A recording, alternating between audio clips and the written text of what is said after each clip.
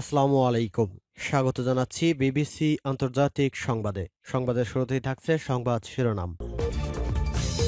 জুম্মার আগেই তাজা আপডেট সংবাদ আমাদের হাতে এসেছে। প্রথমেই জানিয়ে দেব, গাজায় আবারও ব্যাপক বিমান ও কামান হামলা চালিয়েছে ইসরায়েল। এরপর জানিয়ে দেব, পাকিস্তানের সঙ্গে সীমান্ত সংঘাত নিয়ে উত্তেজনার মধ্যে আফগানিস্তানকে সমর্থন ভারতের। হিন্দুত্ববাদী নরেন্দ্র মোদীর সরকার মুসলিম দুই শক্তিধর দেশের সাথে যুদ্ধ বাঁধিয়ে দিচ্ছে। এদিকে যুক্তরাষ্ট্র পারমাণবিক অস্ত্রে সজ্জিত এক দখলদার দানব বলেছেন ইরান। এরপর জানাবো, ভারতের ত্রিশূল মহড়া কি বার্তা দিচ্ছে পাকিস্তানকে। এবং সর্বশেষ জানিয়ে দেব, ইউক্রেন কিনছে অত্যাধুনিক গ্রিপেন যুদ্ধ বিমান, বদলে যেতে পারে যুদ্ধের চিত্র। এতক্ষণ শুনছিলেন সংবাদ শিরোনাম, এখন বিস্তারিত। অনুরোধ থাকবে ভিডিওটিতে একটি লাইক দিন, কমেন্টস করে জানিয়ে দিন আপনি কোন জেলা থেকে বা কোথা থেকে এই সংবাদটি শুনছেন।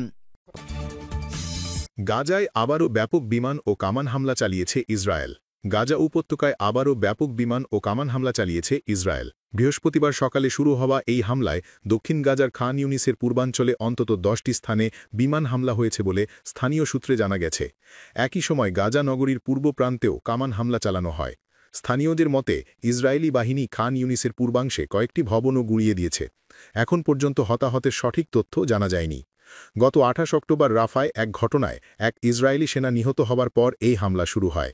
এর জেরে প্রধানমন্ত্রী বেনিয়ামিন নেতানিয়াহু গাজায় তাৎক্ষণিক ও শক্তিশালী পাল্টা হামলার নির্দেশ দেন। গাজা সিভিল ডিফেন্স জানিয়েছে, গাজা নগরী, খান ইউনিস ও হাসপাতালের আশেপাশে বোমাবর্ষণে ডজনখানেক মানুষ নিহত হয়েছেন। হামাস দাবি করেছে তারা ওই ঘটনায় জড়িত নয় এবং যুক্তরাষ্ট্রের মধ্যস্থতায় কার্যকর যুদ্ধবিরতি চুক্তি ইসরায়েলি লঙ্ঘন করছে। গাজার স্বাস্থ্য মন্ত্রণালয়ের তথ্য মতে, 28 অক্টোবর থেকে শুরু হওয়া নতুন হামলায় এখন পর্যন্ত 104 জন নিহত ও 253 জন আহত হয়েছেন। নিহতদের মধ্যে 46 জন শিশু ও 20 জন নারী রয়েছেন। 11 অক্টোবর থেকে যুদ্ধবিরতি চুক্তি কার্যকর হবার পর এ পর্যন্ত মোট 211 জন নিহত ও 597 জন আহত হয়েছেন। এদিকে হামাসের সশস্ত্র শাখা আল কাসাম ব্রিগেড জানিয়েছে, বন্দি বিনিময় চুক্তির অংশ হিসেবে তারা 2 ইসরায়েলি বন্দির মৃতদেহ হস্তান্তর করবে। যুদ্ধবিরতি চুক্তি অনুযায়ী ধাপে ধাপে ইসরায়েলি বন্দীদের মুক্তির বিনিময়ে ফিলিস্তিনি বন্দীদের ছাড়ার পাশাপাশি সামরিক অভিযান বন্ধ ও গাজায় মানবিক সহায়তা পাঠানোর বিষয়টি রয়েছে। পাকিস্তানের সঙ্গে সীমান্ত সংঘাত নিয়ে উত্তেজনার মধ্যে আফগানিস্তানকে সমর্থন ভারতের। সাম্প্রতিক পাকিস্তানের সঙ্গে সীমান্ত সংঘাতকে কেন্দ্র করে চলমান উত্তেজনার মধ্যে এবার আফগানিস্তানের সার্বভৌমত্ব, ভৌগোলিক অখণ্ডতা ও স্বাধীনতার প্রতি পূর্ণ সমর্থন পুনর্ব্যক্ত করেছে ভারত। খবর দ্য হিন্দুর। এক বিবৃতিতে পাকিস্তানের আচরণের তীব্র সমালোচনা করেন ভারতের পররাষ্ট্র মন্ত্রণালয়ের মুখপত্র রণধীর জয়সওয়াল। তাদের অবস্থানের বিষয়টি স্পষ্ট করেন। তিনি বলেন, আফগানিস্তানের নিজস্ব ভূখণ্ডে পাকিস্তানের সার্বভৌম কর্তৃত্ব প্রয়োগের অধিকার নিয়ে আমরা ক্ষুব্ধ। তার অভিযোগ, ইসলামাবাদ মনে করে সীমান্তে সন্ত্রাসবাদ অনুশীলনের অধিকার তাদের আছে।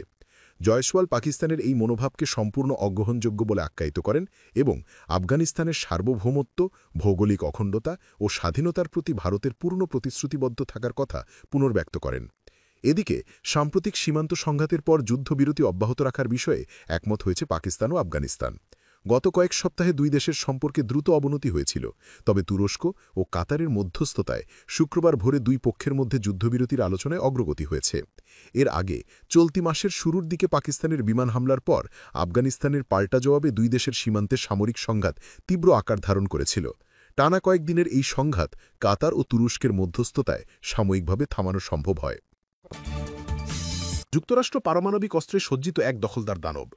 সম্প্রতি পেন্টাগনকে পারমাণবিক অস্ত্র পরীক্ষা পুনরায় শুরু করার নির্দেশ দিয়েছেন দেশটির প্রেসিডেন্ট ডোনাল্ড ট্রাম্প। তার এমন সিদ্ধান্তের তীব্র সমালোচনা করেছেন ইরানের পররাষ্ট্রমন্ত্রী সাইয়েদ আব্বাস আরাকচি। মার্কিন প্রেসিডেন্ট এই সিদ্ধান্তকে তিনি পশ্চাৎমুখী ও দায়িত্বজ্ঞানহীন পদক্ষেপ হিসেবে আখ্যা দিয়েছেন। সেই সঙ্গে তিনি যুক্তরাষ্ট্রকে পারমাণবিক অস্ত্রে সজ্জিত এক দখলদার দানব বলে অভিহিত করেন। খবর প্রেস টিভির। বৃহস্পতিবার 30 অক্টোবর এক বিবৃতিতে আরেকচি বলেন, ওয়াশিংটন তাদের প্রতিরক্ষা বিভাগের নাম পরিবর্তন করে যুদ্ধ বিভাগ করেছে, যা যুক্তরাষ্ট্রের প্রকৃত চরিত্র প্রকাশ করে। তিনি যুক্তরাষ্ট্রকে পারমাণবিক অস্ত্রে সজ্জিত এক দখলদার দানব বলে অভিহিত করেন।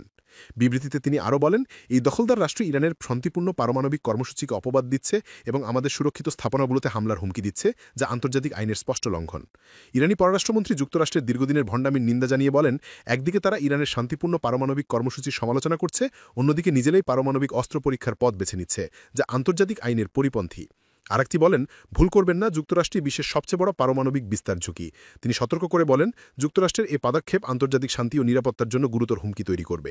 এর আগে বুধবার মার্কিন প্রতিরক্ষা দপ্তরকে পারমাণবিক অস্ত্র পরীক্ষা পুনরায় শুরু করার নির্দেশ দিয়েছেন দেশটির প্রেসিডেন্ট ডোনাল্ড ট্রাম্প। ভারতের ত্রিশূল মহড়া কী বার্তা দিচ্ছে পাকিস্তানকে? সীমান্তে ত্রিশূল নামে 12 দিনের সামরিক মহড়া শুরুর মাধ্যমে ভারত তার সামরিক সক্ষমতা প্রদর্শন করেছে। গতকাল বৃহস্পতিবার শুরু হওয়া এ মহড়া 6 মাস আগে পাকিস্তানের অভ্যন্তরে চালানো অপারেশন সিঁদুরের পর প্রথমবারের মতো অনুষ্ঠিত হচ্ছে।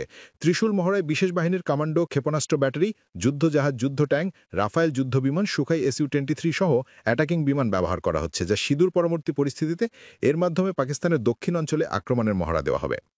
পাকিস্তানের সঙ্গে সম্ভাব্য নতুন সীমান্ত সংঘর্ষের স্থান, বিশেষ করে গুজরাট ও রাজস্থান জুড়ে মহড়াগুলো অনুষ্ঠিত হবে। এনডিটিভির খবরে বলা হয়েছে, ত্রিশূলের মাধ্যমে পাকিস্তানকে একটি স্পষ্ট বার্তা দিচ্ছে ভারত। তারা ভূখণ্ড রক্ষা করতে প্রস্তুত এবং প্রয়োজনে গত মে মাসে অপারেশন সিঁদুর যেখানে থেমেছিল সেখান থেকে আবার শুরু করবে। চলতি মাসের শুরুর দিকে ভারতের প্রতিরক্ষা মন্ত্রী রাজনাথ সিং পাকিস্তানকে তার দেশের অর্ধেক সার ক্রিক অবৈধভাবে দখলের চেষ্টার বিরুদ্ধে সতর্ক করে দিয়েছিলেন।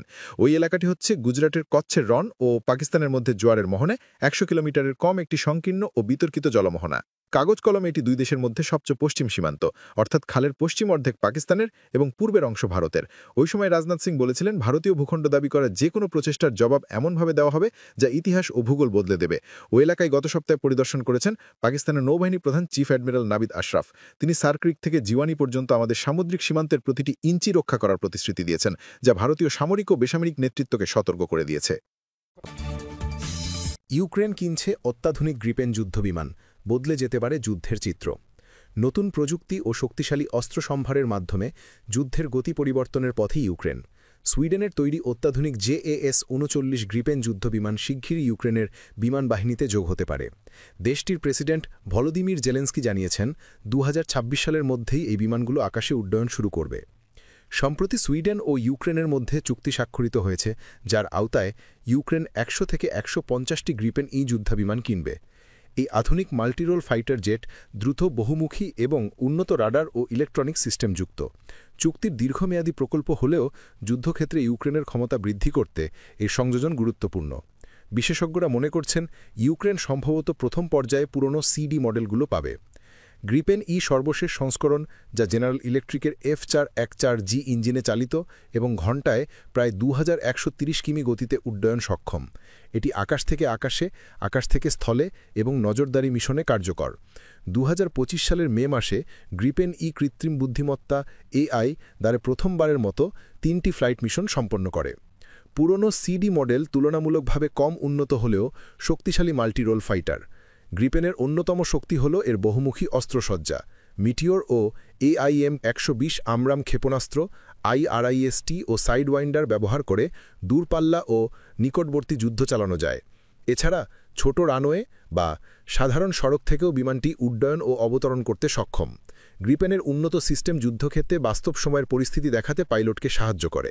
মিটিওর ক্ষেপণাস্ত্র ব্যবহার করে রুশ Su-34 বোমারু বিমানও আঘাত করা সম্ভব, তবে বিশেষজ্ঞরা সতর্ক করেছেন, এটি কোনো অলৌকিক অস্ত্র নয়, বরং ইউক্রেনের জন্য শক্তিশালী একটি হাতিয়ার। সুইডিশ প্রধানমন্ত্রী উলফ ক্রিস্টারসন জানিয়েছেন, এই প্রকল্পটি 10 থেকে 15 বছরের দীর্ঘমেয়াদী এবং তাৎক্ষণিকভাবে সব বিমান সরবরাহ সম্ভব নয়। তবে ইউক্রেনের প্রেসিডেন্ট জেলেন্সকি বলেছেন, স্থানীয় উৎপাদনের মাধ্যমে সরবরাহের পরিকল্পনা রয়েছে। সামরিক বিশ্লেষকরা মনে করছেন, আগামী 1 বছরের মধ্যে ইউক্রেন পুরনো সংস্করণের কয়েকটি গ্রিপেন বিমান পেতে পারে।